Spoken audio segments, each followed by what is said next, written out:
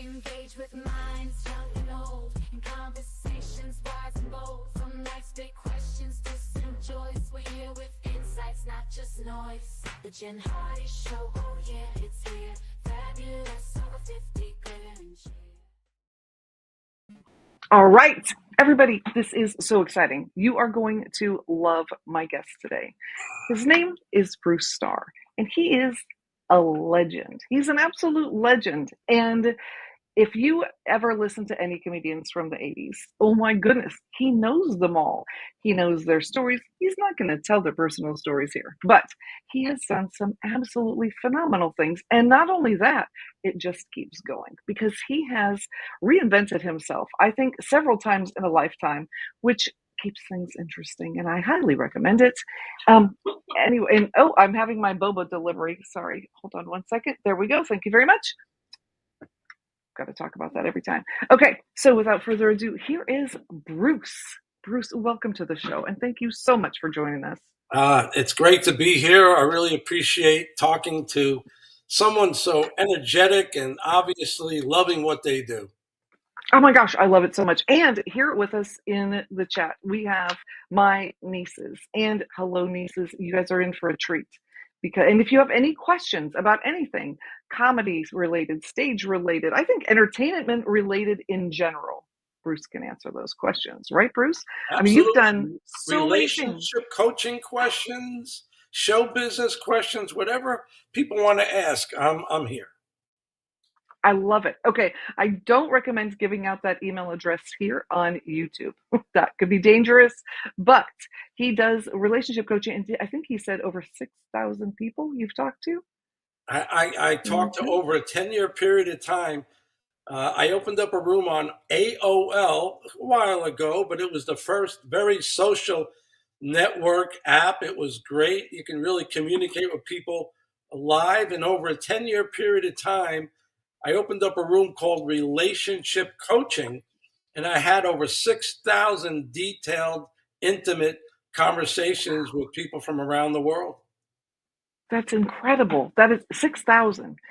And I'd imagine things around the world, relationships are different based on where people are in some ways. It was mostly the States, and relationships are definitely different in New England than they are in LA, and they're definitely different in Florida than they are in the Northwest. But, you know, a lot of the same problems, which was people who got their hearts broken stopped coming from their hearts when they were leading into the next relationships and started making choices by what they can get from the other person. And that was very, very upsetting to me and disappointing to me because I'm a heartfelt person. And when I saw that people were just basing their interest in getting together with someone because of what they had rather than who they were or what they did, that was, was disturbing. And I ended up writing a book all about that. Really? So what's the name of the book?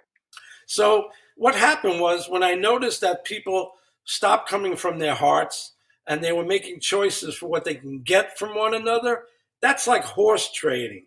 That's like, if you have enough of what I want, and it might be body parts, it might be sexuality, or it might be the car that the person drives, the home that they live in, the job they have, the position they have.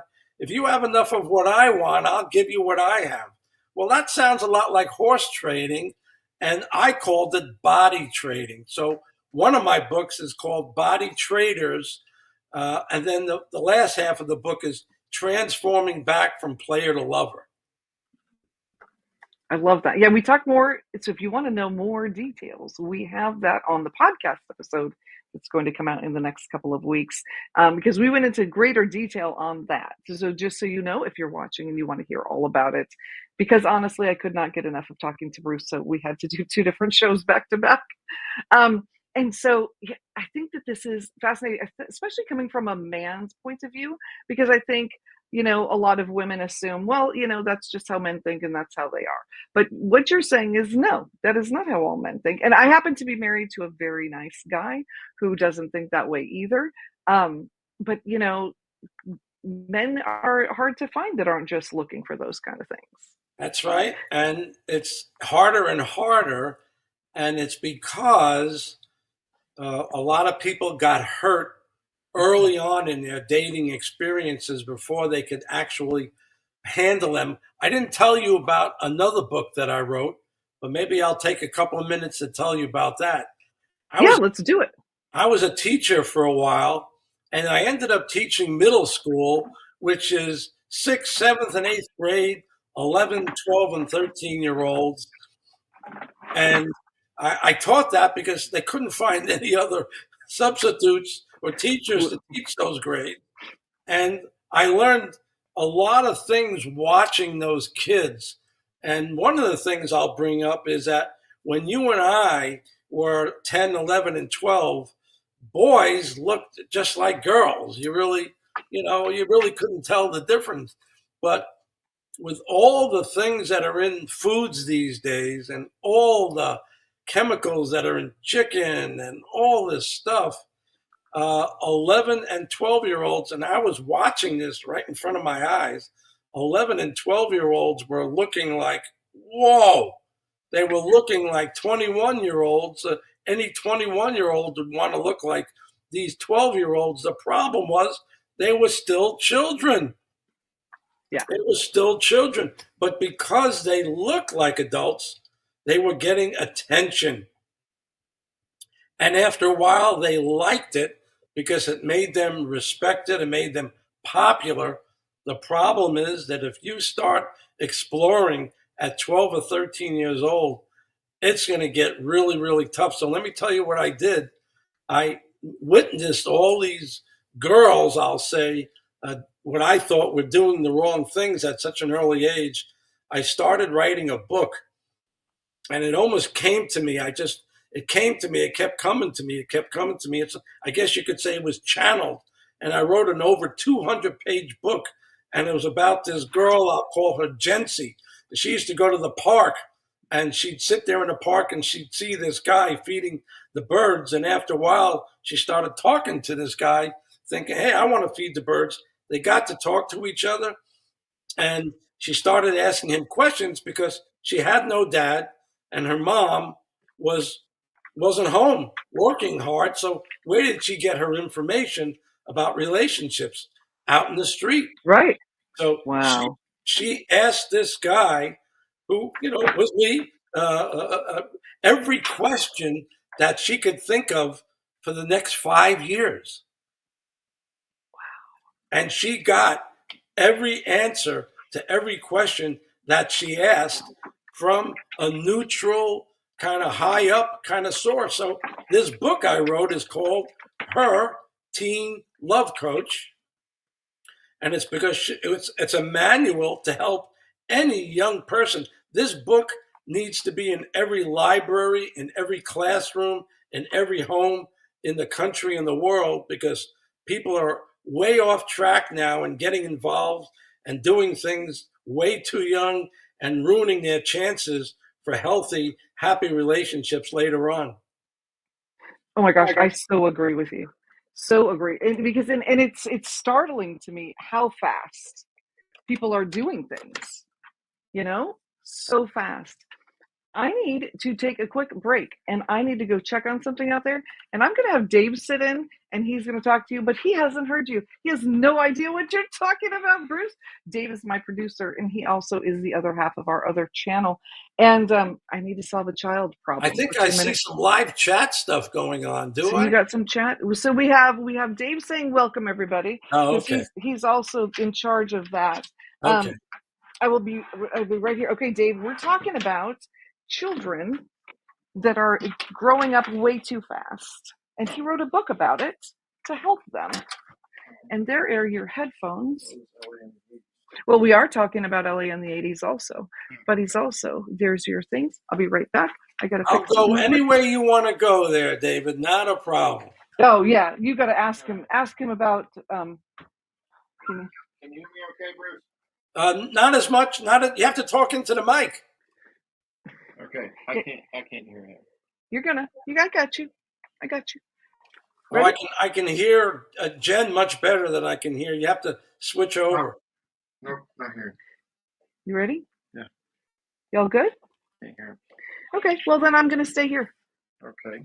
If you can't hear him at all. No, I can hear him, but I can hear you much better. Yeah. I can't hear him at all.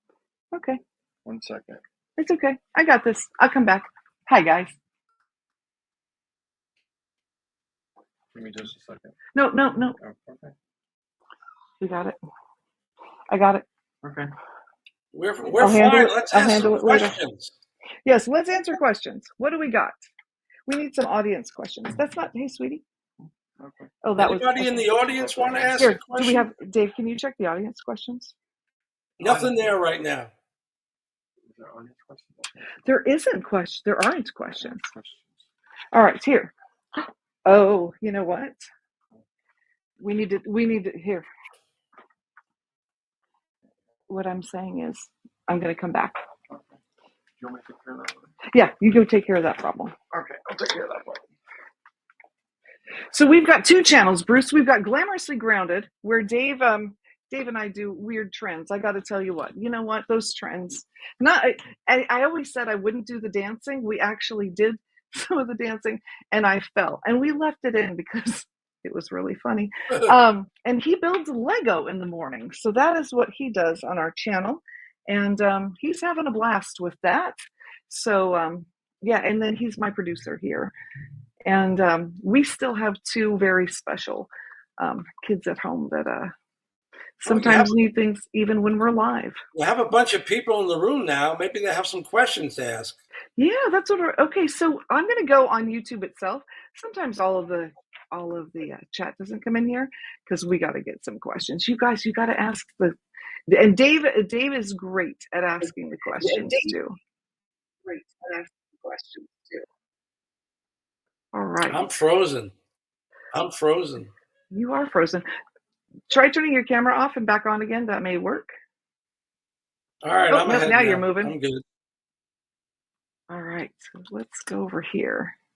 So I think we better go back to you asking me questions because everybody in the chat room is shy.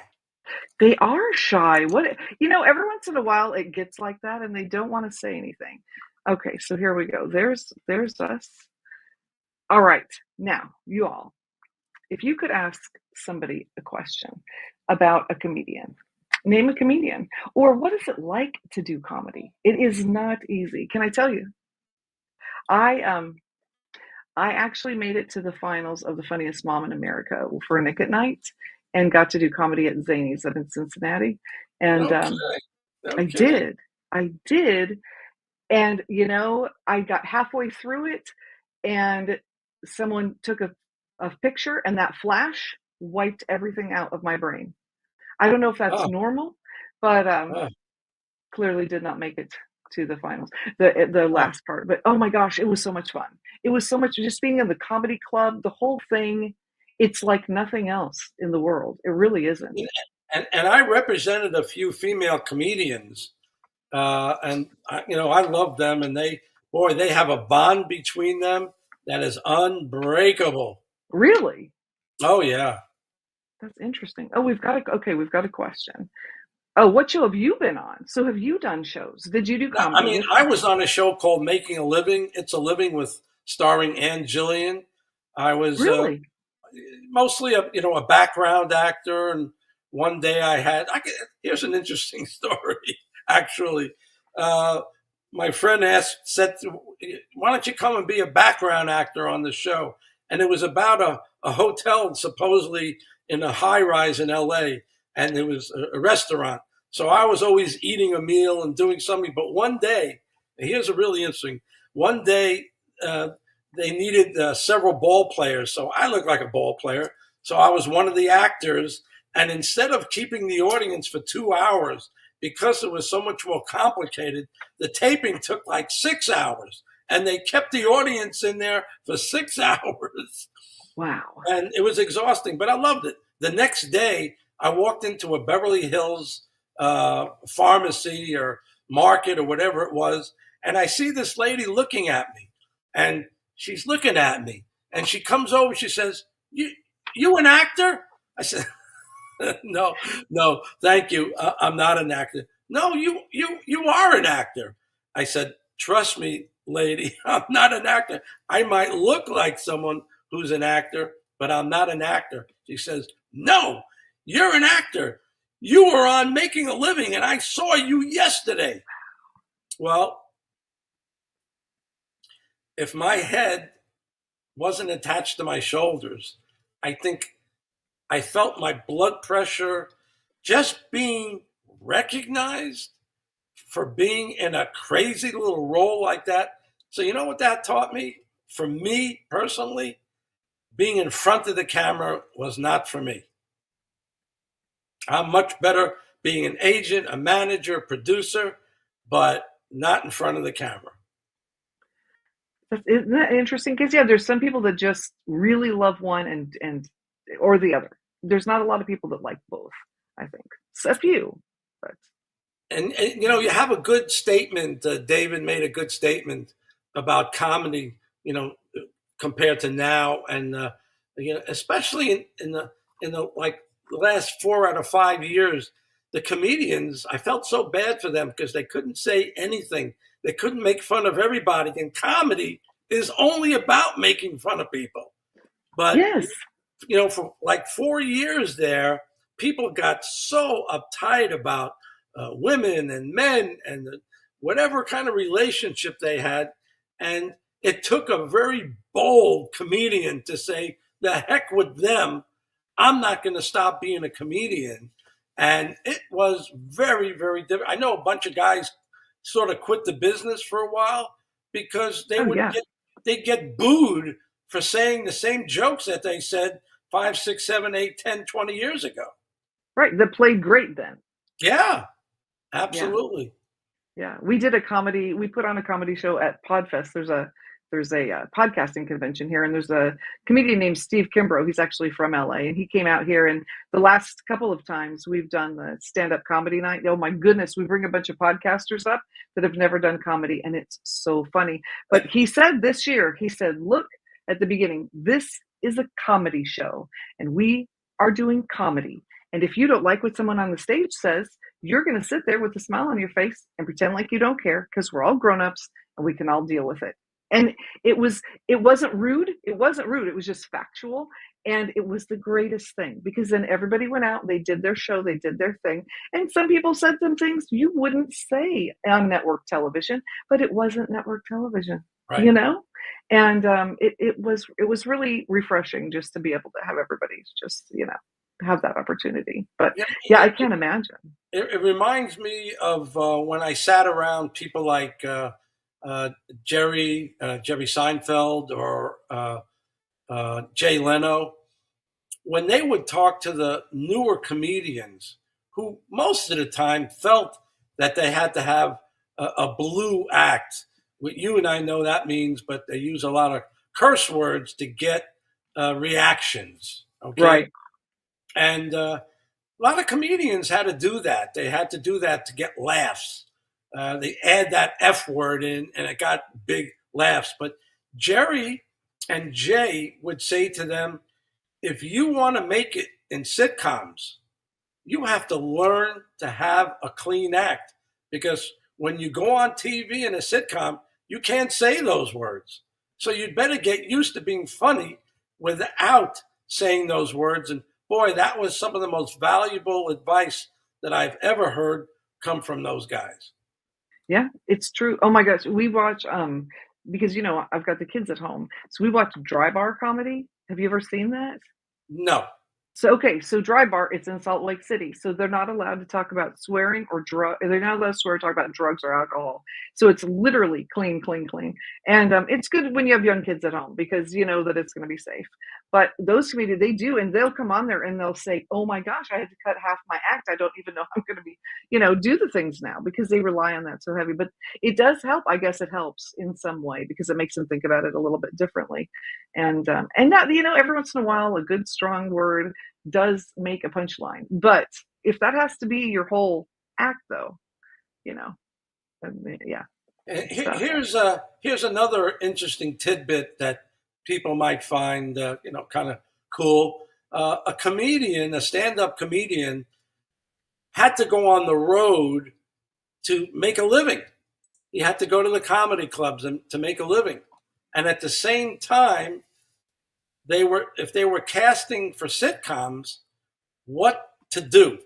Do you stay in LA and hope for auditions, or do you go out on the road and risk missing the show of your lifetime? I mean, a lot of the comedians really had to deal with this issue. And believe me, comedians were not making money being in town. If they lucky, if they made 15, 20 bucks every time they performed. So it was a real catch-22. What do I do? Do I stay in town and try to get myself a sitcom? Because the agents would get really mad at you if you were out, on a $2,000 weekend job that you needed desperately, and they got a gig for you that you had to be here an audition at 7:00 the next morning. That was a tough catch-22 for them to be in. Oh, yeah. Yeah, that is really tough. That is, yeah. So many decisions. And, it's hard. The acting, Joe is saying love to both of you. Oh, that's so cool. I'm trying to figure out how to make the ticker so I can let people know to ask their questions of you. So we haven't had any strangers ask questions. We're not. Well, Joe's just saying, yeah. Oh, I think it means God loves both of you. I think that's what it is. Hey, Dave, can you make us a ticker that says ask your questions, please? That would be amazing. And that will keep people's attention as they're scrolling by. You guys, if you have stopped by here, I just want you to know we've got an incredible guest today. He is a comedy agent. Well, was a comedy agent. He has done so many things and has so many stories and can answer questions. Do you have questions about the entertainment business as a whole? Because he can answer just about anything, I would presume. And comedy, we've got stories, Billy Crystal stories, Robin Williams stories, Howie Mandel stories. Is Howie Mandel, was he back in the day the kind of germaphobe as he is now? I don't know about that, but he was hysterical. Yeah. I remember seeing him in the beginning of his career, catching him at the comedy club, the Comedy Store on Sunset Boulevard, and he was just brilliant. Two things I'll tell you about Howie. And by the way, I asked Howie if I could represent him and get him some personal appearances, and he said yes. So I was his personal appearance agent for a while. He was on St. Elsewhere. Yeah. And I'll tell you an interesting story about that. Johnny Carson would have Howie Mandel on his show all the time because NBC realized that every time Howie was on the Tonight Show, the ratings went up for St. Elsewhere 1 or 2 points. So he would go on. They'd invite him on once a month, once every other month. And right when I was representing him, and he would be able to promote the gigs I got him in Pittsburgh or Chicago. And it was just a success thing that Howie's a great guy, by the way. I'll tell you 2 things about him that are just genius.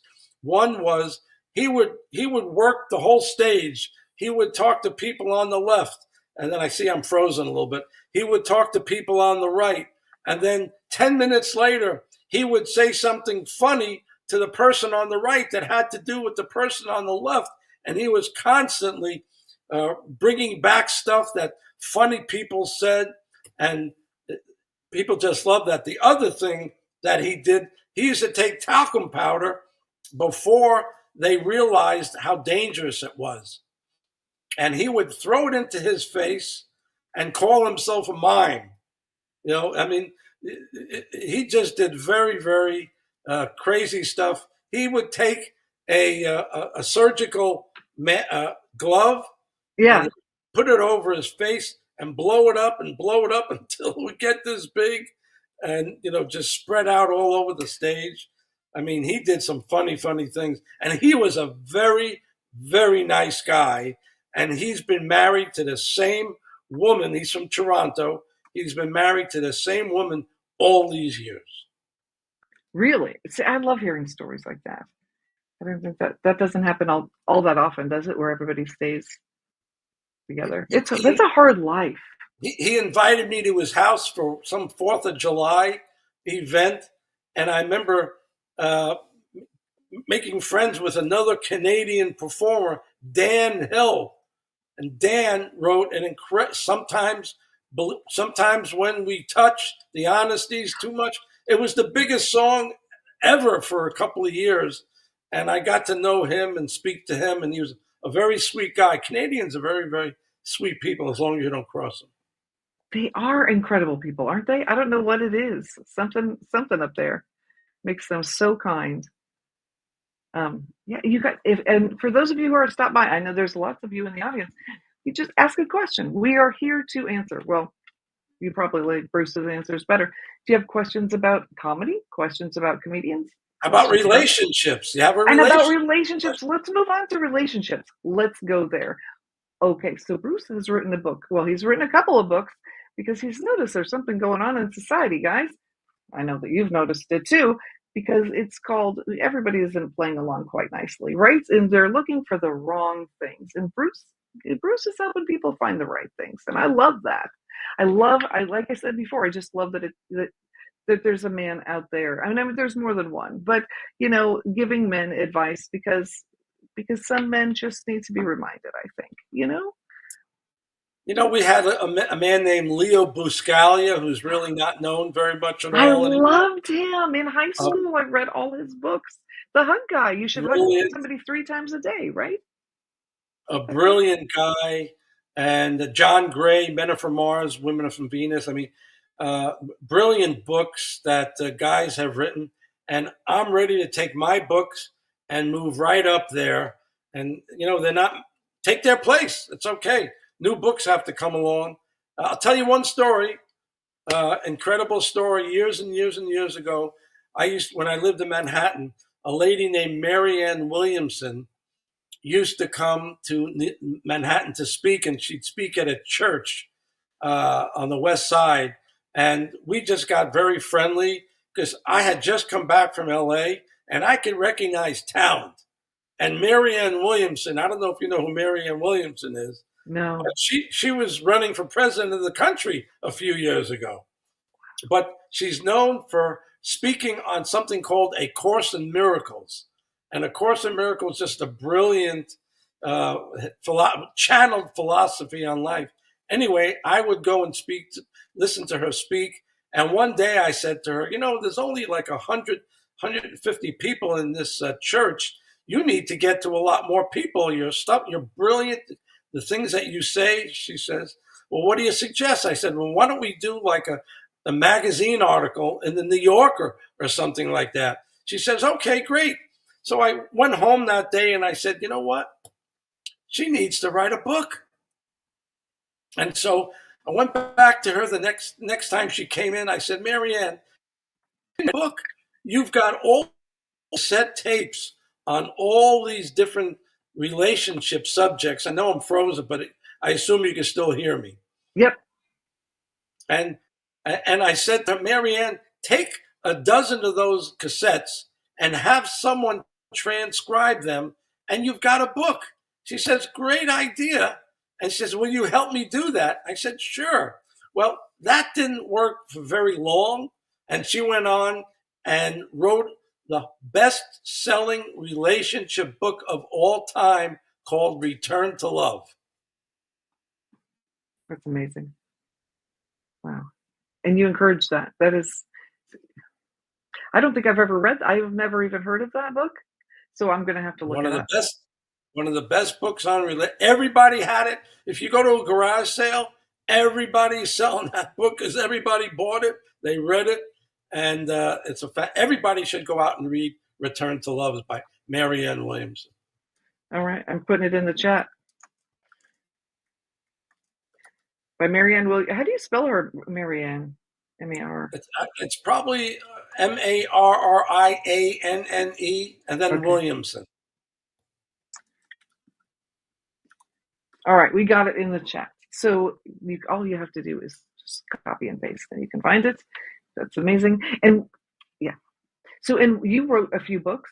So what was tell us a little bit about, you were talking earlier about the one where with kids. And I think, that is so So very important. And Bruce, I think what do you think about the epidemic of the screen and the tablets? I think with parents really tuning out kids. If for We've noticed that it seems to be kind of a problem.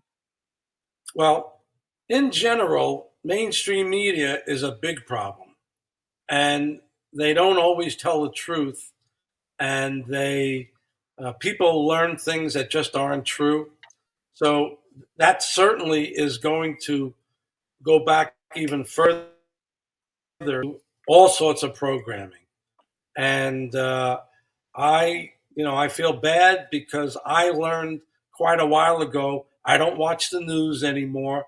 I used to hear 10, 20 years ago, don't watch the news, don't watch the news. And I just thought maybe it's because it's all bad news. But there's a lot of news that's not exactly true.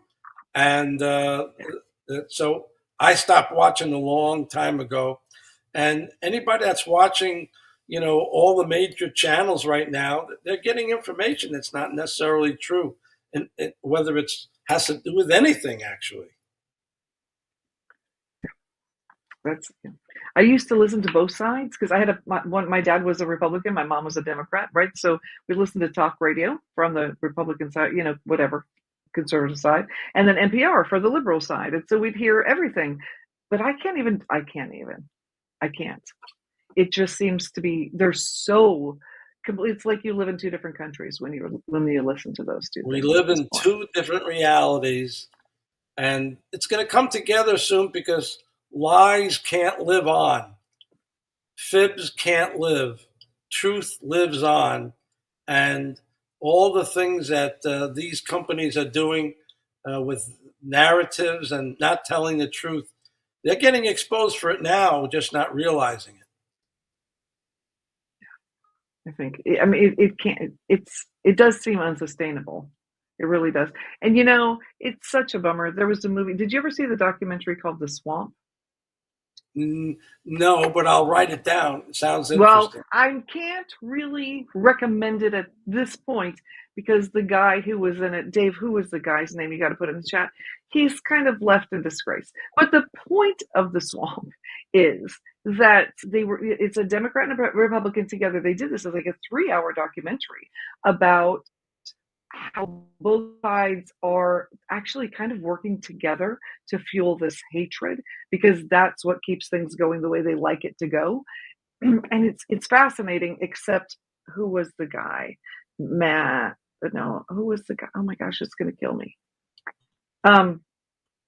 Anyway, something about 17-year-old girls. Yeah, so I can't really recommend him anymore. He was a guy from Florida, politician from Florida. Oh yeah, he just got caught. A councilman. Yeah. Yes. Was it a cousin? Anyway, It's all going to come out. It's he had all done going to this come thing. out. No one is going to be of the law. All these people, everything is going to be coming out. From your lips to God's ears. Let me tell you, it would be very nice, wouldn't it? Just have it all done. All right, Waltz. No, it's not Waltz. David's Gates. Matt Gates. Oh, Matt Gaetz is the politician.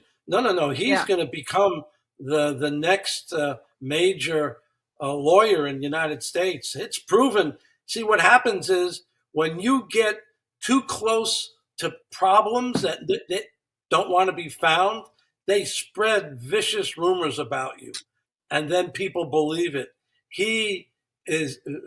Getz is not a bad guy, and he's going to come and he's going to clean up a lot of bad stuff that's going on. Okay, well then watch The Swamp. You will like it then. It was a very well done. It was very well done explaining what's happening and why it's happening. It really was. And yeah, I think some really good things have come out the last few years about people being able to call out people when they've done things wrong. But Dave and I've talked about this. Sometimes people get called out for doing things they didn't do, and that's hard. That's just If you get too close to the target, people make stuff up to dirty your name, and that's how you know that people are saying the wrong things because they're getting too close to the target and noticing too much. And so they have to do whatever they can to tarnish that person's reputation. Happens every day. Yeah. Well, so, you know, people that there isn't a Dave, I don't think there is. I'm sorry, I just got a text. You know, it's kind of like when that flash went off when I was at the comedy place. Just things fly right out when that happens. So I apologize. Anyway, Dave, do you have a green screen on? Bruce, you don't have a green screen, do you? I was trying to I was trying to put an interesting background behind me, but I don't know how to get rid of this now. Virtual backgrounds. Okay. I'll get rid of the green screen because it's not acting nicely. There we go. Oh, there we go. That looks beautiful. Look at that. All right. So we only have a few minutes left. It's almost 7:00 already. So if you have stopped by to check out the stream and see what's going on is that we have somebody here that you want to ask questions, and it's so silent. I don't know what it is. I think people collectively just feel quiet on some days and then very chatty on other days. We've had days where we've had 600 comments in the chat, and then we have days like today where it's just so quiet. So since they're not asking questions, if you could say anything to the world, Bruce, to help people in some way or make the world a better place, what is it that you would want to tell everybody? My favorite word is kind. Kindness. It's like an umbrella for almost every positive word that there is out there. If you could just be kind to others, even for no reason at all, if you could pay it forward and be kind to someone, because at some time in the past someone was kind to you, if you could just be kind to your boss and to your girlfriend, your boyfriend, person waiting online in front of you at the supermarket, even people that get irritated at you, your life, it's not for them. Your life will be so much better if you can stay in kindness and in peace and not let people with lower energy, angry energy, influence you to take you off that really nice place that you're in. So definitely be kind, be nice. And when I was out in LA, and you'll relate to this, if you ever curse someone out because they did you wrong, and it happens a lot, and you curse them out, a month later, 6 months later, a year later, that person can become the president of a movie studio, and you're never going to be able to get a client on there or get yourself in there. So it doesn't ever pay to be nasty to anybody. Just be kind, and you will definitely have a better life experience, more friends, and more opportunities coming at you because people are saying, he's really a kind person. He deserves what we were thinking of offering him, stuff like that. I love that. And if someone doesn't treat you nice one day, maybe something really bad happened to them and maybe they need extra kindness. I mean, if somebody's always mean, that's a whole other thing and, whatever. But, sometimes there's no sense in joining them in at their level of anger. Why would you do that? Let them be angry on their own. You don't have to join them. I love that. And your kind words may be exactly what they needed to change their day. And then they'll be nice to everybody. So yeah, I think that is a brilliant thing to say. Now, the last thing before we go, Dave is asking, what do you think about the recent things that happened when it comes to AI, and specifically in the entertainment industry? Do you think it's going to disrupt the entertainment industry? There's no way I can answer something like that. I will say that every once in a while I use it to write something. I use it to write a promotional piece that I'm doing. It might help me with my book. And that's as far as I go with AI. It's definitely the future. You shouldn't turn your back on it. And the entertainment industry is going to be turned upside down and inside out. And just be ready for all the changes. And the people that react best to change are going to do better in the coming years, and the people that don't react best to change are going to have a very tough time. Yeah, I wholeheartedly agree. I mean, things are changing so fast now. You have to be able to adapt to change. And I agree with AI. I keep telling everybody, you can like it or you can hate it, but it's coming, right? It's like a tidal wave. It's the So, way the internet presented itself 30 years ago. right? Everybody, yeah, what's the internet? What's the internet? Well, don't do that to yourself with AI. Just learn whatever you can. Exactly. And we need to be proactive in making laws about ethics and those sorts of things. But you got to grab a surfboard and ride the wave because it's coming. It's coming. So yeah, standing there and saying you're fighting it is not gonna help you. And like you said, and don't use it to write your book, right? But that's what you're saying. You use it to help you, give you ideas, give you bullet points, whatever, so you can move forward. And that's very nice. It's been very nice. So Yeah, people that let AI write their books, it's going to be very vanilla. It's going to be very AI doesn't use emotions very well.